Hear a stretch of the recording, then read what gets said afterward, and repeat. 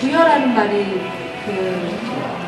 들어가 있듯이 충청남도 부여군 부여읍 그리고 초청면 송국리 유적의 이름명이고요. 그리고 여러분도 혹시 어느 교과서라든지 혹은 다른 데서라도 송국리 문화, 송국리 유형과 관계된 송국리라는 글자가 들어가는 혹시 들어보신 적 있으세요? 네.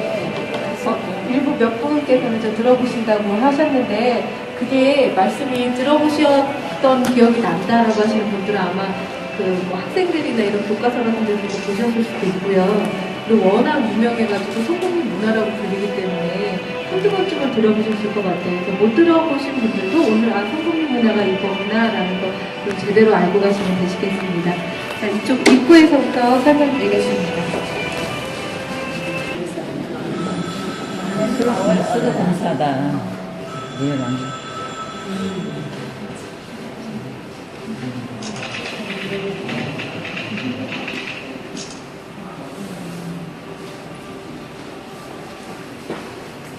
여기 혹시 기대고 계시나요?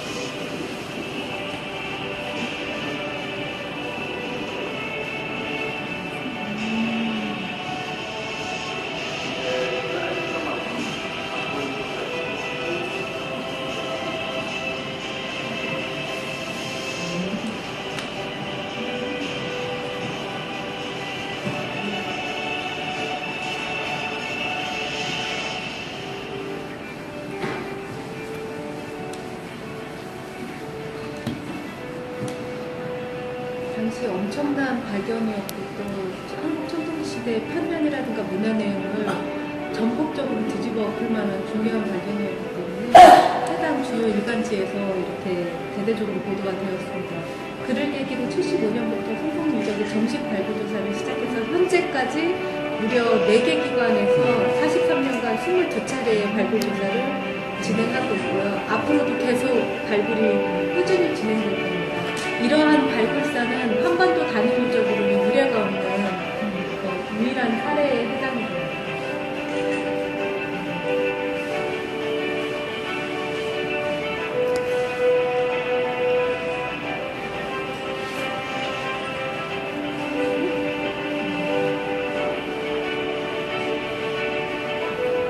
대학 교재고요. 일선 초중고 교과서에 있습니다. 송국리 문화, 송국리 유적을 모두 다 소개를 하고 있고요.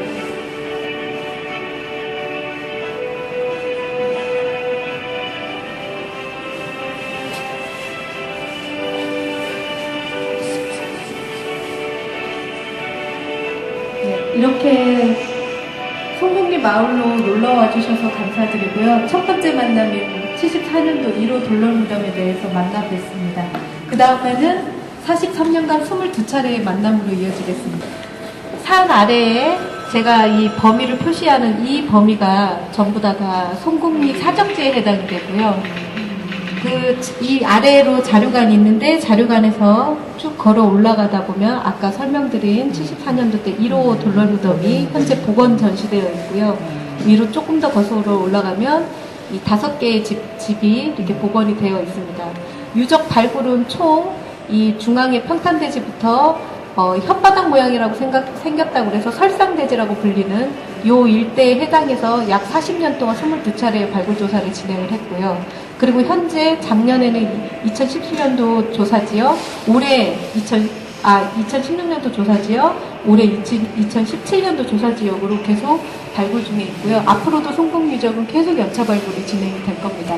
부여 군 측에서도 제2의 일본에 있는 요시노가리 유적을 만들겠다라는 어떤 포부를 가지고 있고, 백제 역사 유적지구가 유네스코에 등재가 됐듯이 그 차후에 또 다른 프로젝트로 송곡 유적을 또 다른 유네스코에 등재할 수 있는 그런 토대를 마련하고자 어떤 하나의 기회로서 이번에 특별전시를 마련하게 되었습니다. 그리고 경향신문 조선일보에서 보는 각종의 신문 기사들을 이렇게 확대해서 볼 수가 있겠고요. 그래서 당시에 그 기사 내용들이 어땠는지를 확인하시고 싶으시면 이런 터치패드를 통해서 이용을 하실 수가 있고요. 이어지는데 바로 75년부터 2017년 동안 정식 학술조사가 진행이 됐습니다. 앞서 보신 74년도는 다급하게 도굴의 위험을 알려온 신고 전화를 받고 조사팀이 급파돼서 급하게 도굴의 위험으로부터 지켜내고자 급한 수습조사를 진행을 했기 때문에 정식 공식적인 학술 발굴 조사에는 포함이 되지 않습니다. 그 이후에 그 문화재청이라든가 그때 당시 부여군 그리고 국립부여박물관과 국립중앙박물관이 합동으로 그런 정식 발굴 조사의 허가를 받아서 다시 한번 진행을 시작을 하게 됐는데 75년부터 현재까지 22차례가 발굴이 진행이 됐고요. 지금 발굴 기간이 워낙 길다 보니까 그 발굴마다의 획기가 있습니다. 무슨 말씀이냐면 1에서부터 7차, 즉 70에서 80년대의 조사 때에는 송곡리 문화가 이런 거구나. 대한민국의 송곡리 문화라는 말 자체가 없던 그 시절에 심지어 일본 학자한테서 한국에는 청동기 시대가 없다라고까지 했던 그 암흑의 시대에 청동기 시대에 분명히 윤영식동본과 강돌검이 함께 제작되던 그런 시대고 우리나라 한반도의 자체에서도 청동기가 직접 제작됐고 직접 벼농사를 짓던 그런 우월한 문화, 즉 청동기 시대에서도 중후반기에 해당하는 월등한 문화가 있었다. 그게 바로 송곡리로 대표가 된다라는 하나의 커다란 편견과 문화체계가 정립되던 시기입니다. 그러고 나서 8차에서부터 11차까지의 조사는 공주박물관과 부여박물관이 조사 바통을 이어서 조사를 하게 되고요. 이때에는 엄청나게 길다란, 지금 여기 사진으로 보시면 노란색 띠줄이 보이시죠? 여러분 여기서부터 여기까지의 거리가 50m 정도입니다. 즉 170m가 넘는 엄청나게 기나긴 기둥구멍열이 있는데 이거를 처음에는 공주박물관과 부여박물관이 이거 혹시 우리가 알고 있는 엄청난 성벽의 역할을 하는 이런 목책이 아니었을까. 그래서 전쟁과 혹은 집단 간의 갈등에서 어떤 대규모의 방어시설을 갖춘 최대 마을 유적이지 않았을까라고 복원을 최초로 시도를 하게 됩니다. 그러다가 12차 이후 2000년대에 한국전통문화대학교가 다시 한번 기존에 부분적으로 조금씩 구덩이를 파서 조사했던 그런 조사를 걷어내고 아예 전면적으로 재조사를 다시 한번 시행을 하게 돼서 기존에 조사됐던 유구의 위치라든가 번호 이런 것들을 재확인하는 조사를 거듭하면서 일부 여기 빨간색 그림으로 그려져 있는 대형 지상식 건물터들이 확인이 되고 새로운 성과, 새로운 재해석이 더해지면서 현재 복원되는 송곡리 마을의 복원 모습들은 또 다른 모습으로 우리한테 보여지고 있습니다. 해당되는 상상의 모습은 마지막 나오기 부분에서 제가 한번 다시 설명을 드리겠습니다. 사적지가 이렇게 있습니다. 매우 넓죠. 근데 이렇게 매우 넓은 곳에 비로소 40년 동안 발굴한 지역이 이 정도밖에 안 됩니다. 앞으로 여기부터 시작해서 주변의 곡강, 논지대, 밭지대까지 넓은 분포에 해상을 해서 이 대규모의 청동시대 마을이 과연 그 끝이 어디고 그리고 어떻게 형성이 됐고 어떻게 소멸해 갔는지에 대한 것들을 모두 다 밝혀낼 수 있기를 기대합니다. 그래서 제 개인적으로 바람은 40주년 기념뿐만 아니라 앞으로 80주년, 100주년 기념의 송곡리 특별전을 할 수 있는 기회가 있었으면 좋겠습니다. 자, 송곡리 유적에서는 현재까지 모두 110기의 집자리가 확인이 됐습니다. 다 같은 모양의 집자리는 아니고요. 이따가 시간을 내셔서 아까 방금 한눈에 보시는 송곡리 유적이라고 하는 저 거대한 유구 배치도 도면을 한번 보시면 보라색으로 표기된 색칠이 되어 있는 것이 다 색칠을 해놓은 거거든요. 110개의 집자리가 있는데 그 110개의 집자리 중에서는 여기 네임카드에 보이시는 것처럼 이런 네모난 집자리와 동그란 집자리들이 있습니다. 그 네모난 집자리와 동그란 집자리 중에 특히 이 동그랗게 생긴 그 가운데, 원형의 가운데에 그 중심 기둥을 두 개를 쿵 박아서 멀리서 봤을 때는 그냥 재미난 말로 돼지코구멍이라고 부르죠. 저희는 이제 아이들한테 쉽게 이해하고 쉽게 인지하도록 돼지코구멍이라고 재밌게 표현을 합니다.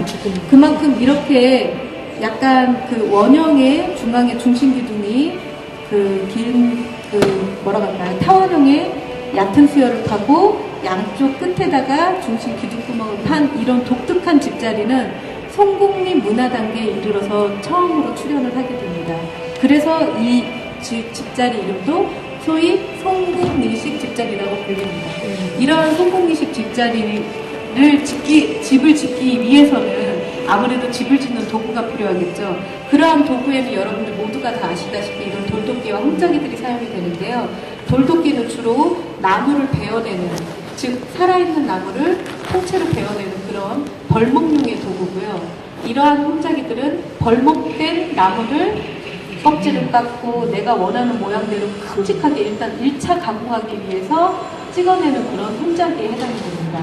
그리고 오른쪽에는 송국리에서 출토된 건 아닌데 바로 송국리의 옆 동네죠. 송국리랑 똑같이 생긴 송국리에서 나온 유적과 똑같은 논산 마전리에서 출토된 이 목재 도끼 자루입니다. 돌도끼 자루입니다. 실제로 이게 우리나라에서 가장 오래된 돌도끼 자루입니다.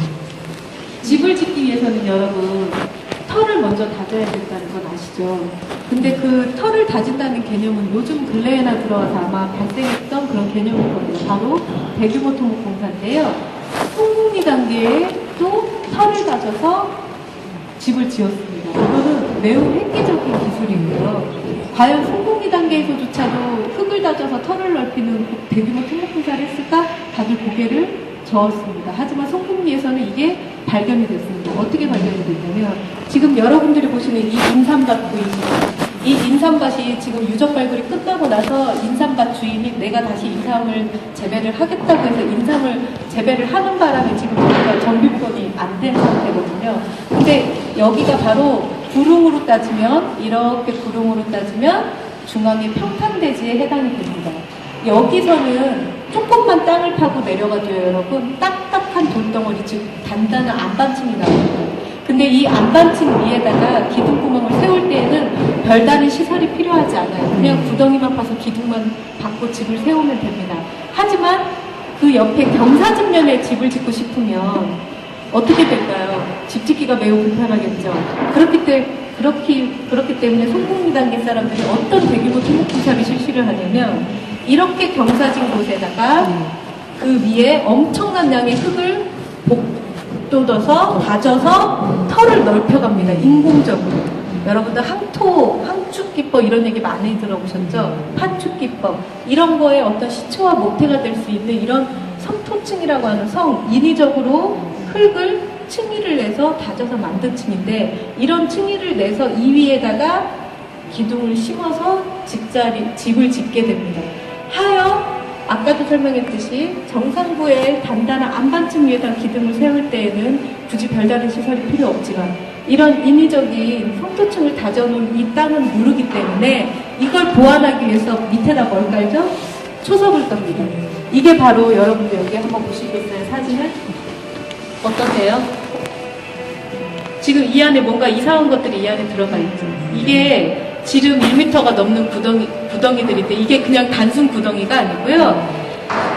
집자리 혹은 울채, 울타리 이런 것들을 짓기 위해서 나무 기둥을 심는데 그냥 땅바닥에다가 망치로 두드려서 기둥을 심는 게 아니라 기둥을 심기 전에는 반드시 구덩이를 파고요.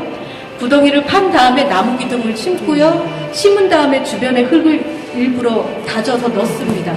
그런 식의 공사를 해야 되는데 공사를 하려고 보니까 아까도 말씀드렸듯이 이런 성토층에다가 세우려면 밑이 무른 집안이기 때문에 그 아래에 이런 초석들을 가지고 초석을 인위적으로 안을 오목하게 파냅니다.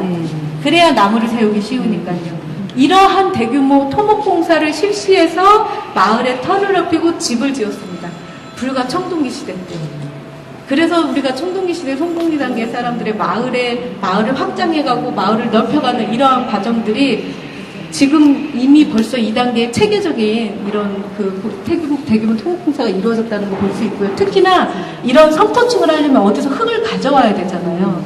근데 더 많은 양의 흙을 어디서 가져올까요? 돈 주고 살 수가 없겠죠.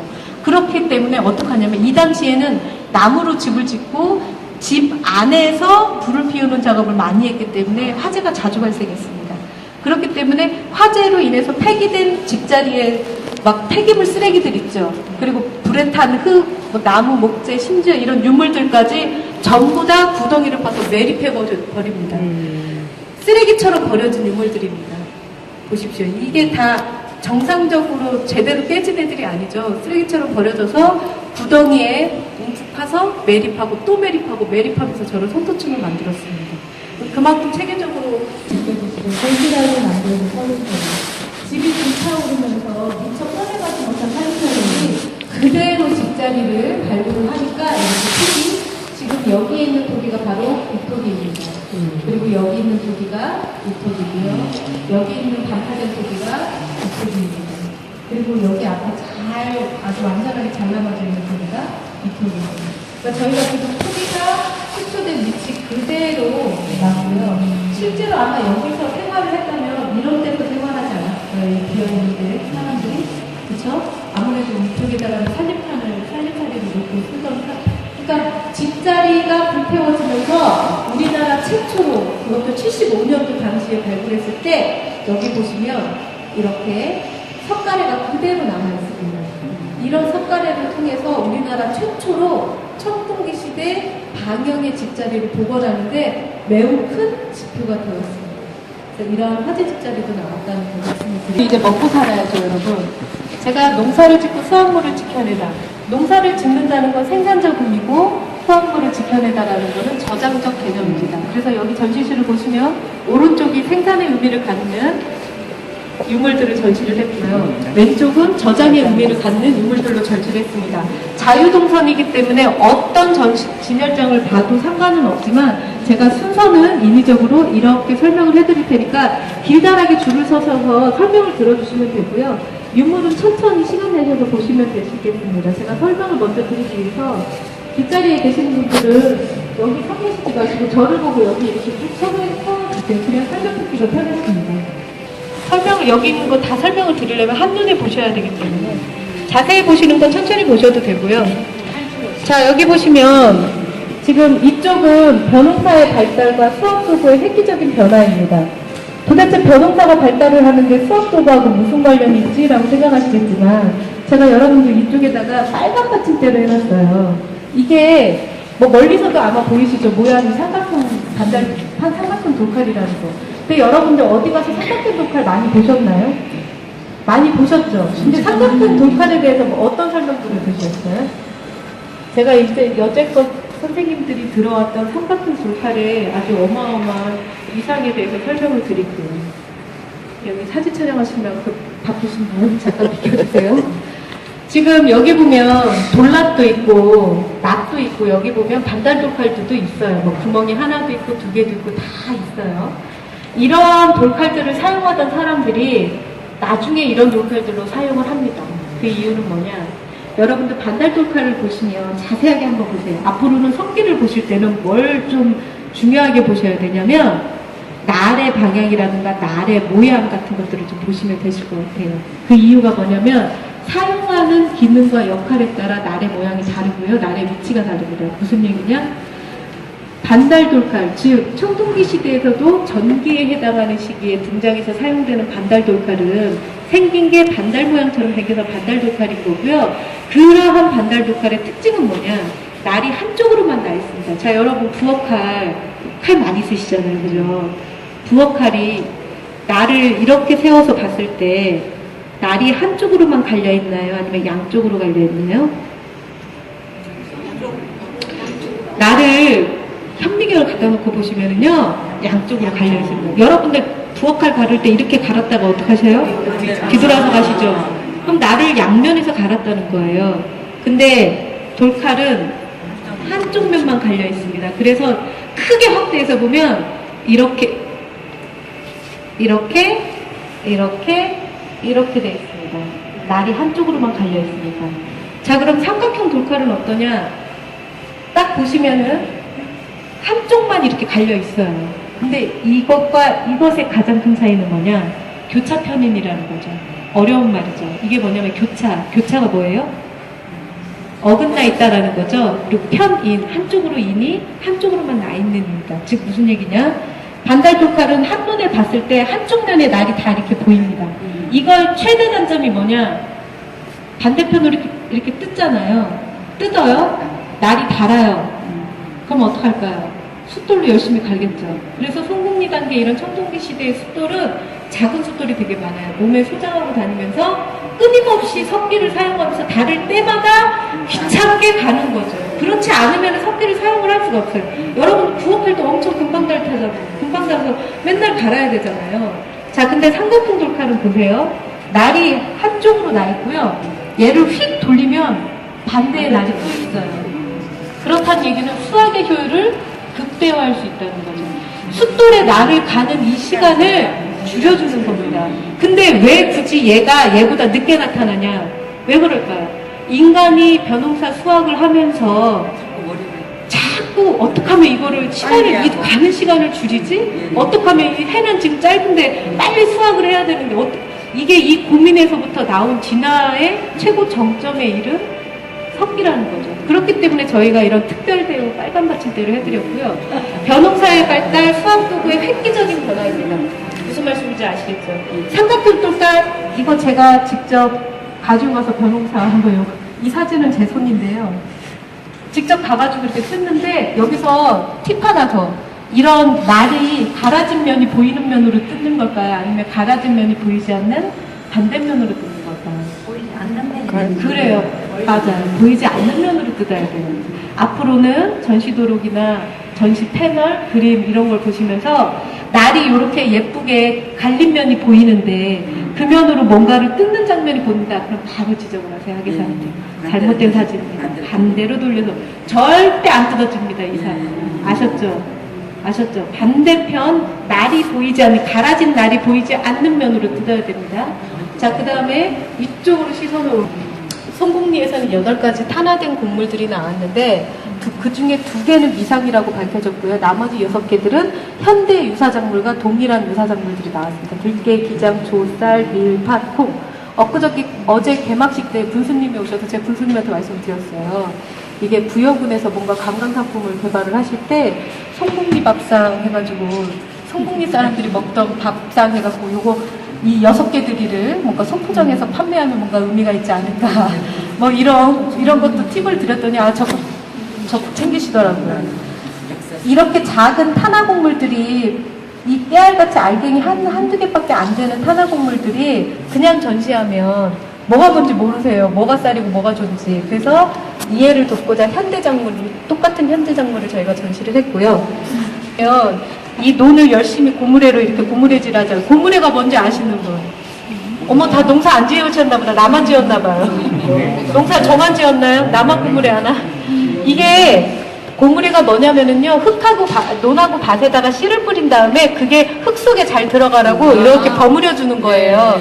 그래서 큰 힘을 굳이 받을 필요는 없거든요.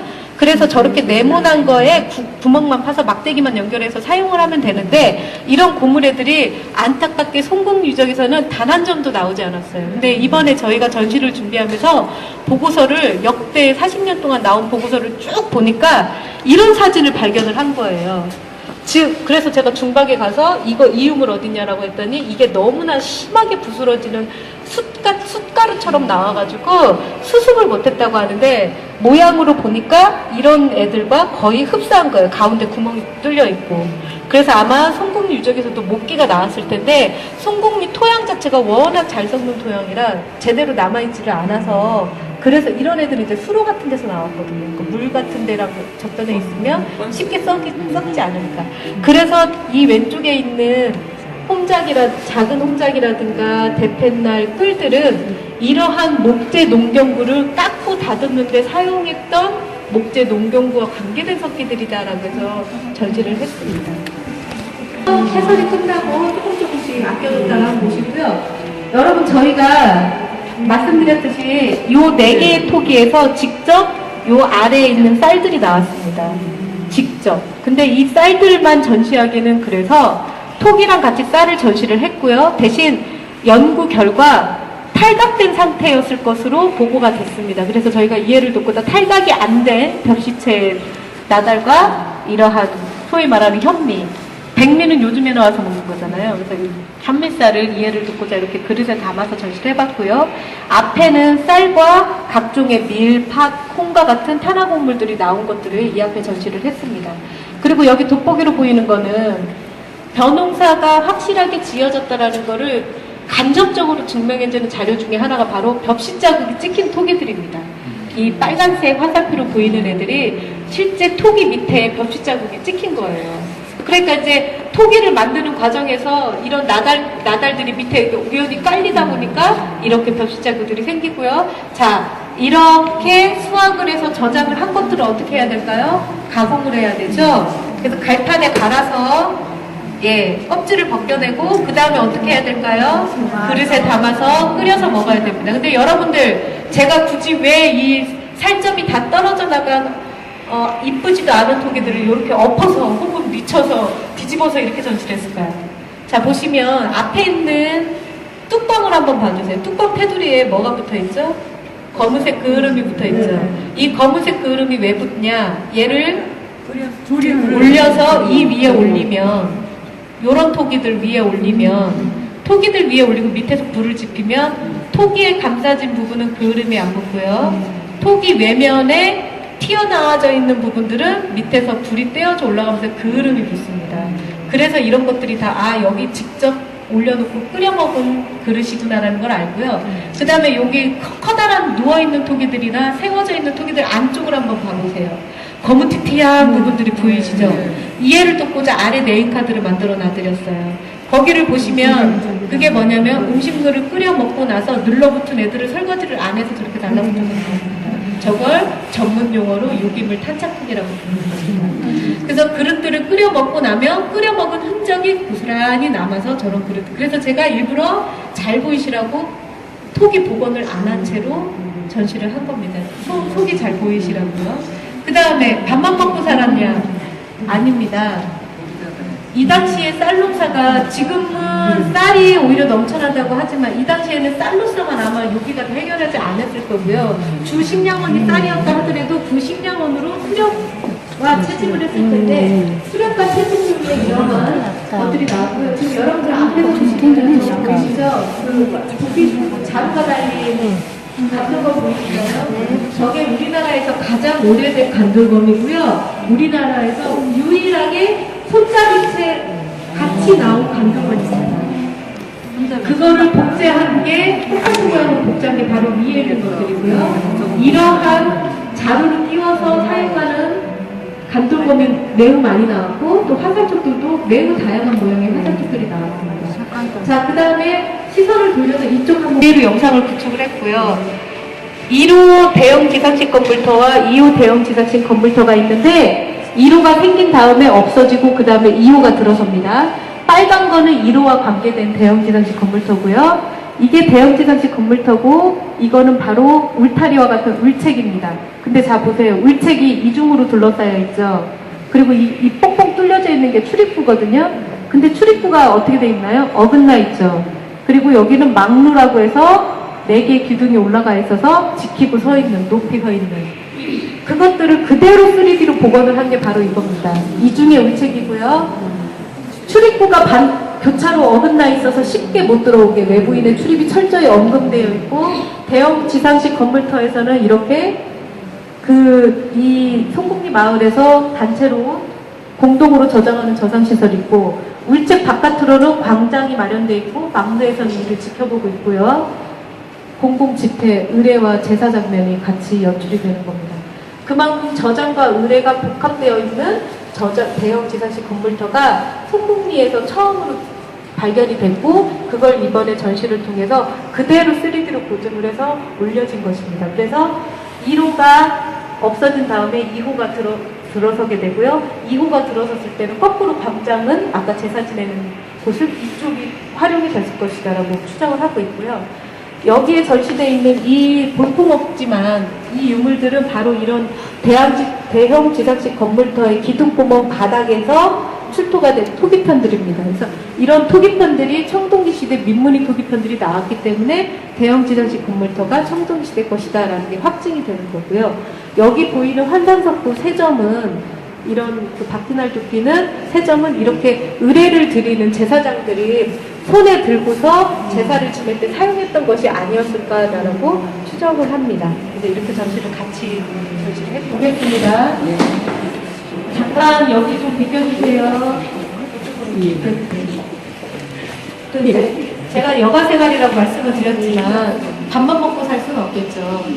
밥을 해먹을 토기도 만들어야 되고요. 사냥을 나갈 석기도 만들어야 되고 농사를 지을 석기도 만들어야 되고 그리고 몸을 치장하고 내 위세를 내가 어떠한 권력을 갖는 사람이다라는 위세품도 만들어야 돼요. 수공업 생산체계를 갖추다 3부에 오셨습니다. 첫 번째가 토기의 제작이고요. 자 보세요.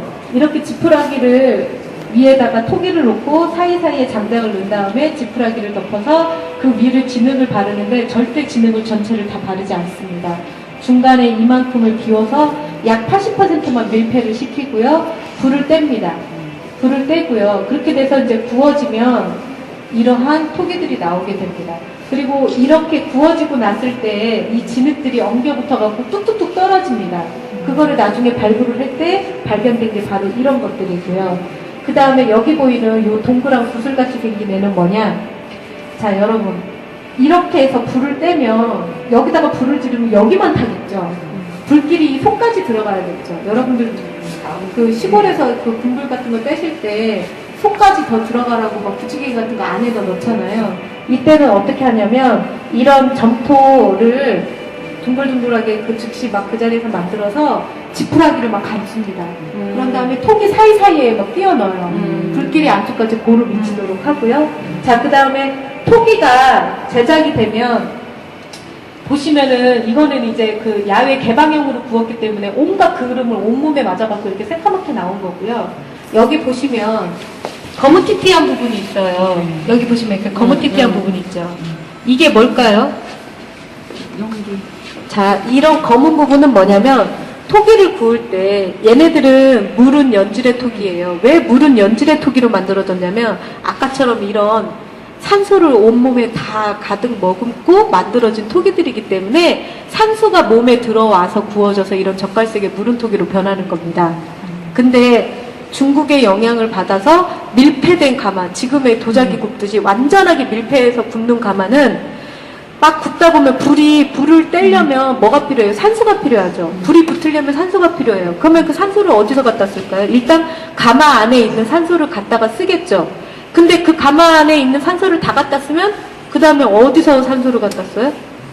그 가마 안에서 토기가 구워지려면 산소를 머금어야 되는데 결국은 어떡하냐? 자기 몸 안에 있는 산소조차 다 바깥으로 토해냅니다. 그러다 보니까 내 몸은 딱딱한 경질이 되면서 회청색, 흑회색으로 변하는 겁니다. 그래서 역사시대, 백제시대, 삼국시대 이런 데로 토기가 갈수록 토기 색깔이 어떻게 변해요?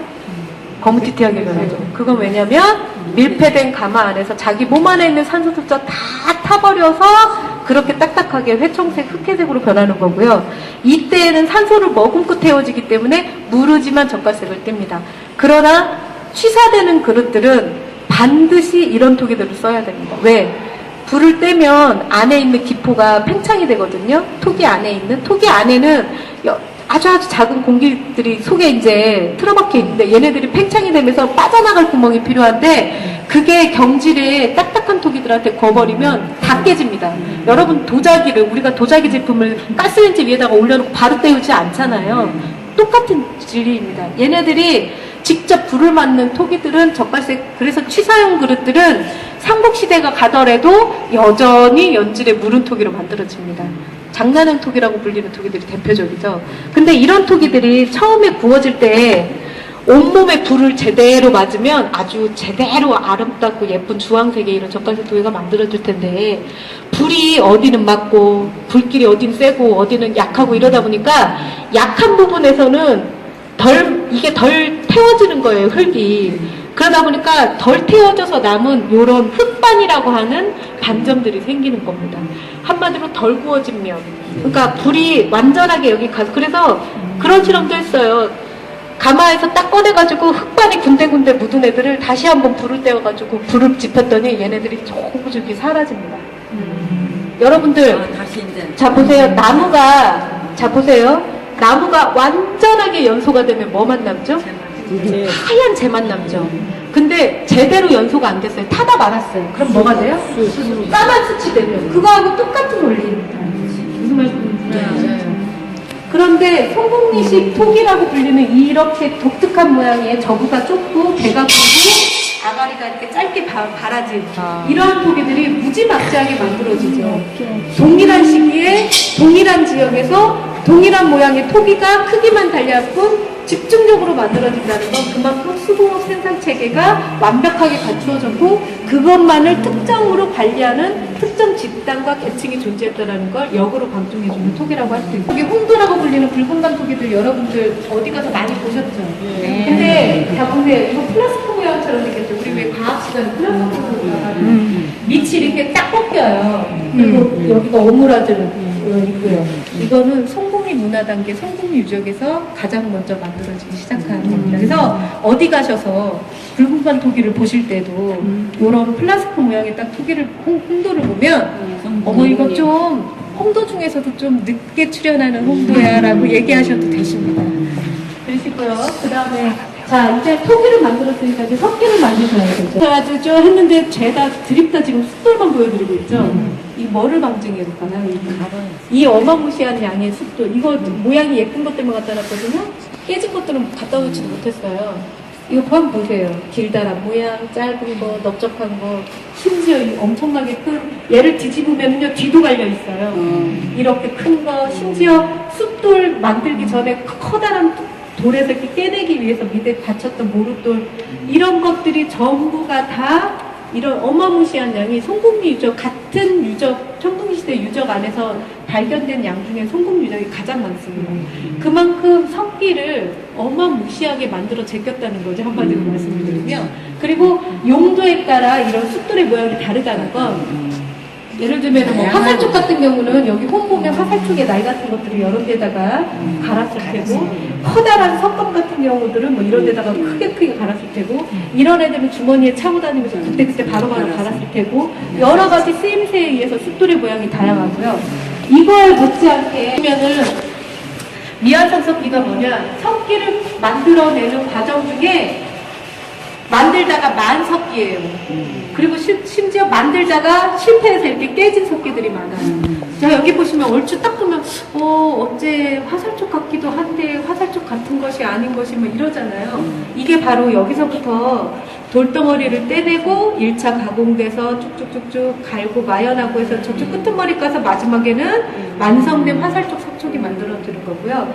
여기도 마찬가지입니다. 여러분 아까 제가 여기 그 간돌검 짧은 자루 달린 간돌검 보여드렸잖아요. 그런 간돌검을 만들기 위해서 석재를 떼내고 이 석재를 일부 가공을 해서 간돌검이 만들어지고요.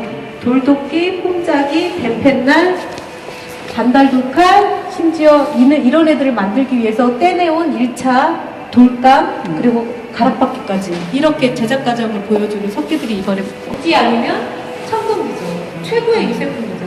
아무나 치장할 수가 없겠죠. 근데 무덤에서 출토된 옥기야 뭐 두말할 것 없이 좋지만 집자리에서 출토된 옥기도 이렇게 못지않게 좋은 옥기들이 나왔고요. 여기서 또 더 중요한 건, 이거보다도 더 못지않게 중요한 건 오른쪽에 있는 이 바늘과 같은 겁니다. 이게 뭐냐면 치명석기인데 바늘 모양의 석기라고 하는데, 이게 뭐냐면 이 아래 그림에서 보면 이 관옥을 올려놓고 가운데 마지막에 구멍을 뚫을 때 엄청난 그 마찰력을 이용해서 구멍을 뚫어야 되는데, 그때 그 구멍에서 구멍을 뚫을 때 착장하는 바늘에 해당하는 송곳에 해당하는 겁니다. 이게 이번에 송국리에서 발견이 돼서 자체적으로 마을 안에서 유세품을 제작했다. 유명한 거 아시죠? 한반도에서 가장 오래되고 가장 처음 발견됐고요. 지금도 청동도끼 거푸집으로는 유일합니다. 지금 반파됐습니다. 반절이 나갔고요. 이 아래 그림을 보면 도끼 모양이 이렇게 만들어졌을 것이라는 참고 그림이 같이 있습니다. 이게 처음에 75년도 때 발굴됐을 당시 학계에 엄청난 충격을 줬어요. 왜냐하면 한반도는 청동기 시대가 없고 있다 하더라도 청동기를 자체적으로 제작할 수 없었다라고 했는데 청동기를 자체적으로 제작한 거를 직접적으로 증명해주는 거푸집이 나왔기 때문입니다. 이런 걸로 통해서 그때 항상 탄이 됐습니다. 새로운 무덤을 만들다라는 말이 어휘가 주어지는 만큼 송곡리 문화가 들어서던 이전 단계에서는 무덤이 그렇게 많지 않았어요. 기껏해야 지성묘, 고인돌이라고 하는 지성묘, 그리고 석가묘도 나왔다고는 하는데 일부는 위에 있는 큰 돌, 즉 지석의 뚜껑이 없어지, 고인돌의 뚜껑돌이 없어지 밑에 하부구조만 있었던 거 아닌가라고 추정이 될 뿐입니다. 하지만 송곡리 문화단계, 즉 청동기 시대에서도 세 등분을 해서 첫 번째 전기, 두 번째 중기, 세 번째 후기라고 보면 이 중후기에 해당하는 400년부터 기원전 400년부터 800년에 해당하는 이 기간 동안에 새로운 무덤이 출현을 하는데 그게 바로 옹간입니다. 지금 이 옹간은 이상하게도 여기 옆에 있는 양옆에 있는 옹간보다도 멀쩡하죠. 왜 멀쩡할까요? 가짜일까요? 얘도 구워지다 말았나 봐요. 흑반이지. 왜 그럴까요? 얘는 왜 멀쩡하냐면 송곡리 일대가 워낙 이런 유물들이 많다는 소문을 듣고 도굴꾼들이 몰려오는데 그래서 얘가 도굴이 됩니다. 이 옹간 안에 옥이 담아져 있는 상태에서 얘가 도굴이 됐다가 74년도 6월에 부여경찰서에 압수됩니다. 신고가 들어가고 도굴꾼이 잡히고요. 그래갖고 이 옹간하고 옥비가 압수되면서 아주 잘 발견돼서 이렇게 되고요. 나머지들은 세월을 이기지 못해서 이렇게 다 깨진 상태로 나왔고요. 이 뚜껑돌은 바로 요 위에 올려진 채로 나왔습니다. 얘 올리면 얘 무너질까봐 올리지 못하고 여기다 전시했고요. 예. 그 다음에 이제 웅무덤이라고 하는 토각묘인데, 토각묘에도 아무것도 안 묻은 게 아닙니다. 이런 작은 토기라든가 커다란 토기를 이렇게 뒤집어가지고 이 위에다 시신을 올려서 무덤을 매장을 한 거고요. 자, 여러분, 대망의 드디어. 여러분, 진짜. 애들은 이거 보고 빼빼로라고 하는데, 빼빼로 선물도 받았어요. 자, 제가 잠깐 여기서 설명을 잠깐만 드려볼게요. 왜 굳이 얘하고 얘를 이렇게 대등하게 송곡리 포스터에도 들어가고 초점장에도 들어가고 또 이렇게 이쁘게 대등하게 전시를 했을까요? 굳이 아까 힌트를 첫 번째 영상에서 보여드렸고 자, 더 자세히 설명을 드리면 오른쪽에 있는 간돌검은 그동안 이 송곡리 유적이 74년도에 이 돌로무덤이 발견되기 전까지만 해도 일본 사학자들에 의해서 이 간돌검은 여러분들 요령식 동검보다 더 늦게 나오는 동검이 뭐죠? 한국식 동검이죠. 더 이렇게 홀쭉하게 생긴 동검 아니죠? 이렇게 부드러운 곡선으로 이루어진 동검이 아니고 홀쭉하게 쭉 빠진 동검이 있는데 그거는 한반도 북한의 청천강 이남 지역에서만 출토된다고 해서 한국식 동검으로 불립니다.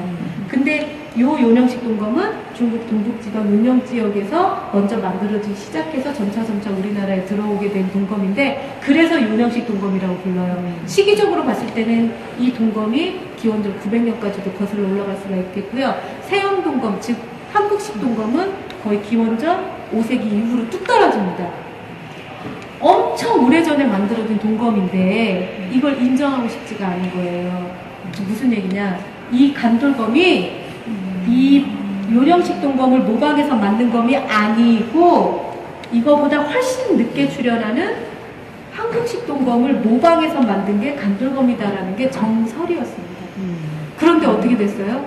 1호 돌로무덤에서 이것과 이것이 같이 나왔잖아요. 바닥에. 충격이, 엄청난 충격이었죠. 무슨 얘기냐면 그동안 한반도 청동기 시대는 없었지만 있었다 하더라도 기원전 한 400년 요 정도로 겨우 이만큼 끌어올렸습니다. 근데 그거를 기원전 800~900년으로 훅 상한을 올려준 게 바로 요 출토품인 거죠. 이거와 이게 같이 나왔거든요. 즉 그 얘기는 요 간두범이 나온 설사 이게 안 나왔어도 다른 유적에서 이것만 출토된 유물들은 다 시기가 400년에서 900년으로 다 뛰어 올라가는 거예요. 편년 체계가 다 무너집니다. 그래서 이 두 공반된 두 유물이 갖는 상징적인 위상이 어마무시하다는 거고요. 여러분 어디 가도 대롱옥이 이렇게 두께 나오는 거예요. 정말. 지금까지 이 대롱옥은 각자 따로따로 한 점씩 나열해서 전시가 됐는데 이번에 제가 한번 목걸이처럼 연결을 해봤거든요. 근데 다들 비난하더라고요. 이게 머리에 들어가겠냐고. 쓸데없는 짓 했다고. 되게 많이 먹었어요. 그리고 나비 넥타이처럼 한번 해봤고요. 11점의 석촉과 청동끌이 같이 한 무덤이에요. 세 점이다. 근데 이 불랄 무덤이 안타까운 걸 3번이나 조사를 했어요. 같은 무덤을, 똑같은 무덤을 3번이나 발굴 조사한 거는 이 1호석 건물가 처음입니다. 그 이유가 뭐냐면, 아까도 얘기했듯이 74년도 때 인트로 영상에서 보여드렸듯이 처음에는 막 도굴꾼들이 막 훔쳐가게 생겼으니까 다급해서 일단 막 급하게 수습을 했어요. 그러다 보니까 고고학자들은 발굴을 할 때 층위를 몇 미리 조사해서 일일이 기록하고 해야 되는데 그게 부족했어요. 그러다 보니까 75년도 때 다시 한번 중박에서 제대로 조사를 했고요. 그러고 나서 93년도에 공지박물관에서 또 한 번 다시 재조사를 합니다. 그래서 같은 무덤이 3번이나 조사가 됐는데 93년도 때는 특이한 게 여기 보면은 여기 이렇게 성혈이라고 보이는 지석류 같은데 이렇게 보면은 위에 이렇게 별자리처럼 이렇게 구멍을 파는데 이제 그게 별자리상은 아니고 이런 성성자를 쓰더라고요. 그러니까는 이제 어떤 그 재래와 그런 별자리나 이런 것들을 다 모든 걸 통칭해서 상징하는 의례적인 모습의 그런 그 홈들이 무려 그 엄청나게 많이 74개의 성혈도 확인되어서 물론 원전을 제약을 할 수 있었다는 것입니다. 원형 뒷자리가 있는 걸로 복원이 됐다가 목책녀를 조사를 하고 나서 목책이 돌려지고 여기 물길이 있는 환호가 있고 여기 아무도 못 들어오게 이런 방어시설을 해놓고 딱 봐도 얘네들은 뭔가 이 마을에 들어가기 좀 무서운 마을인 것처럼 묘사가 됐죠. 첫 번째 조사됐을 때 70, 80년대 복원됐을 때 모습, 그리고 90년대 복원됐을 때 모습. 그러고 나서 여기를 다시 재조사하면서 새롭게 대형 지상식 건물, 아까 저쪽에서 영상 보셨죠?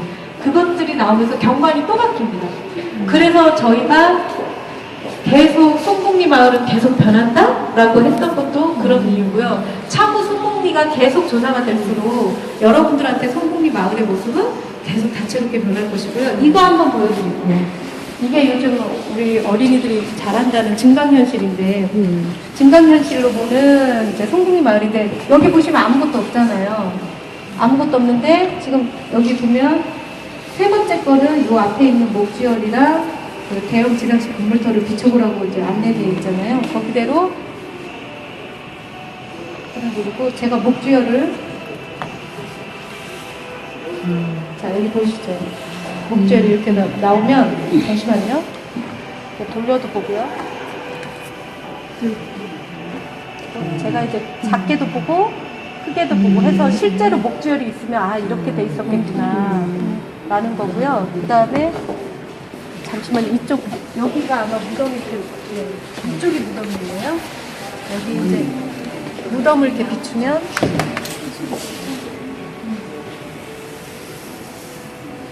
잠깐 무덤이 어디 갔지?